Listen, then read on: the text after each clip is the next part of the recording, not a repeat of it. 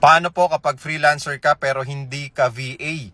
Like siguro may sari-sari store ka, so parang sari-sari store ata yung ibig sabihin po dito ni Sir. Ano ang proof of income na na-provide sa Pag-ibig? So kapag meron po tayong sari-sari store, tapos hindi ka VA, pero freelancer ka, siguro sinasabing po ninyong freelancer is iba't ibang racket, 'di ba? Iba-ibang negosyo, iba't ibang klase pinagkakitaan. So ano po ba yung proof of income na pwede nyong i-provide kay Pag-ibig? So pag ganyan po kasi lumalabas kasi kapag meron kang sari-sari store or ganyan business, business na po yan. Okay, so papasok na po tayo dun sa business category requirements. So kailangan meron po tayong mga business permits, meron tayong ITR, and then dapat 2 years existing na po yung business natin. So, yun po yung mga kailangan nating requirements. At syempre, member po tayo ni Pag-ibig.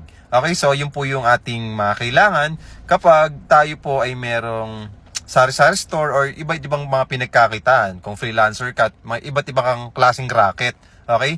So, kung ganun yung situation po natin, much better na makapag-provide po tayo ng mga business permits po. Maganda lang kasi dito sa atin guys, no, 10,000 lang talaga yung ilalabas mo. Pwede ka na makapag housing loan, makabili sa amin ng property na reservation fee lang ilalabas mo, wala ka ng down payment na ilalabas. Okay? So ready for occupancy na to, 2-bedroom unit, condominium sa Ortigas, Pasig na malapit sa SMEs at higit sa lahat, napaka-affordable pa ng monthly amortization. Pwede mo nang malipatan agad within 30 to 90 days. So follow me and message me kung interested din po kayo, sir. At wag nyo na rin po kalimutan na i-share at i-follow itong aking account nang sa ganun ma-prioritize ko po sa inyo yung inyong comment at inyong tanong.